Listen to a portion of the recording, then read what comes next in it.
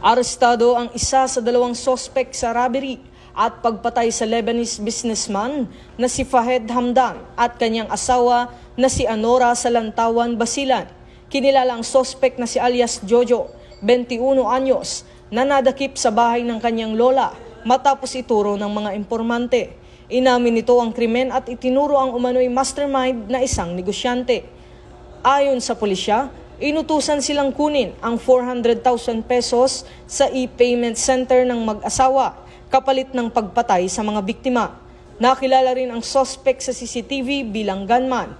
Nananawagan ang alkalde sa isa pang suspect na sumuko na habang ibinigay ang 500,000 pesos na pabuya sa mga impormante. Ito ang bagong PNP para sa bagong Pilipinas. Serbisyong mabilis, tapat at nararamdaman.